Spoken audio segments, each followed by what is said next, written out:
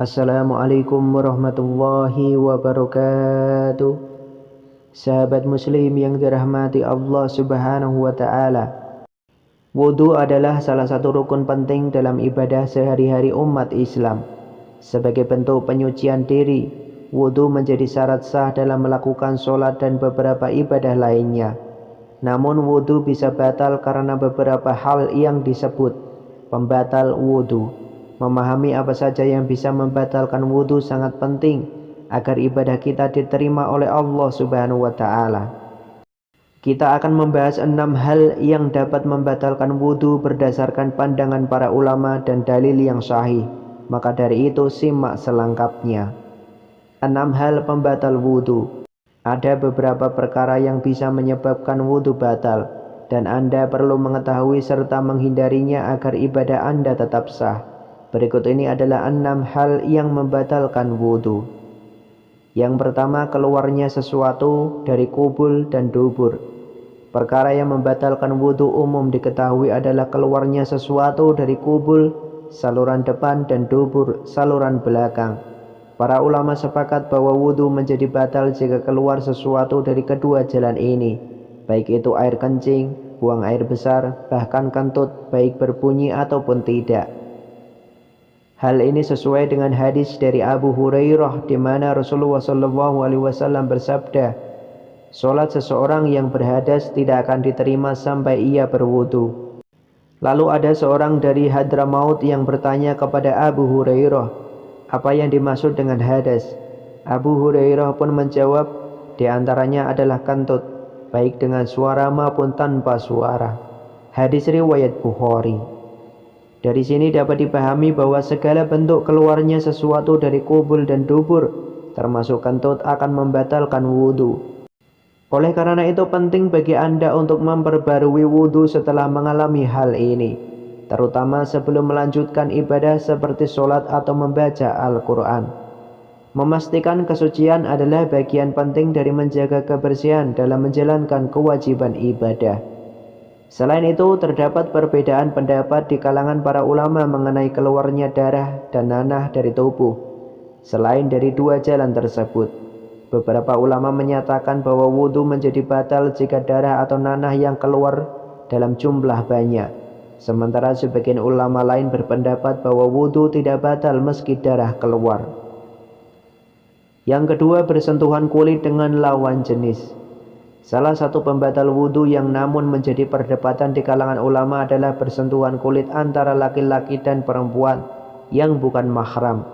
Dalam hal ini Imam Asy-Syafi'i, Ibnu Hajj, serta beberapa sahabat Nabi seperti Ibnu Mas'ud dan Ibnu Umar berpendapat bahwa menyentuh wanita membatalkan wudu, bahkan jika tidak disengaja.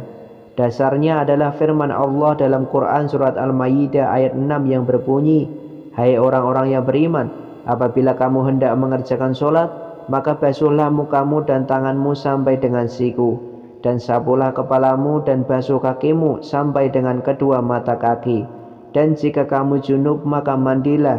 Dan jika kamu sakit atau dalam perjalanan atau kembali dari tempat buang air kakus atau menyentuh perempuan, lalu kamu tidak memperoleh air, maka bertayamumlah dengan tanah yang baik bersih." Quran surat Al-Maidah ayat 6. Dalam ayat ini sering ditafsirkan oleh sebagian ulama sebagai sentuhan fisik dengan perempuan.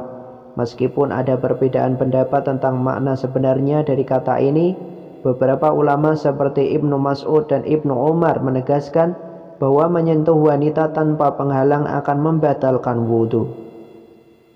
Yang ketiga, hilang kesadaran. Hal ketiga yang dapat membatalkan wudu adalah hilangnya akal. Hilangnya akal ini bisa disebabkan oleh berbagai hal, seperti gila, pingsan, mabuk, dan tidur. Ketika seseorang tidak sadarkan diri, baik karena penyakit, obat-obatan, atau hal lain yang membuatnya tidak sadar, wudunya menjadi batal. Ulama menyepakati bahwa dalam keadaan ini orang tersebut harus mengulang wudunya. Namun ada pengecualian dalam hal tidur. Jika seseorang hanya tertidur ringan atau dalam keadaan kantuk tetapi masih bisa merasakan sekelilingnya, wudunya tidak batal. Tidur yang membatalkan wudu adalah tidur yang dalam, di mana seseorang sudah kehilangan kesadaran penuh. Kemudian yang keempat, menyentuh kemaluan. Menyentuh kemaluan baik milik sendiri maupun orang lain dengan tangan langsung tanpa ada penghalang juga termasuk pembatal wudhu.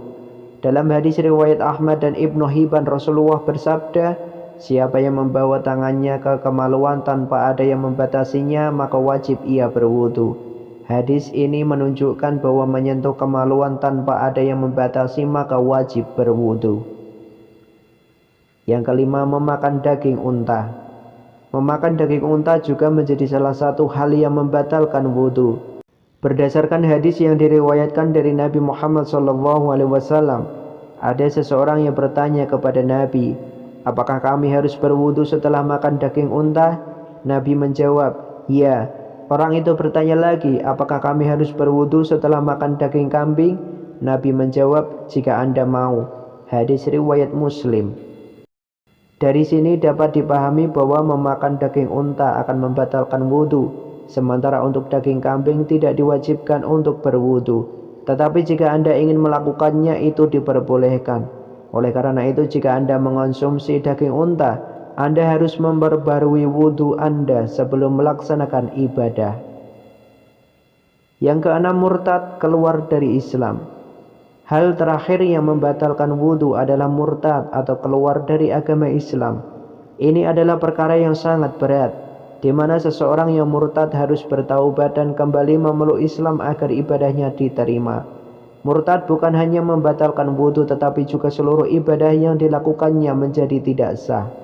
Kesimpulannya, itulah 6 hal pembatal wudhu. Menjaga wudhu menjadi bagian penting dari menjaga kesucian dan kebersihan dalam ibadah. Dengan memahami ke-6 hal di atas, Anda bisa lebih berhati-hati dalam menjalankan ibadah sehari-hari. Setiap kali terjadi salah satu dari hal-hal yang disebutkan di atas, pastikan untuk memperbarui wudhu Anda agar sholat dan ibadah lainnya tetap sah. Wallahu a'lam bishawab. Semoga bermanfaat. Wassalamualaikum warahmatullahi wabarakatuh.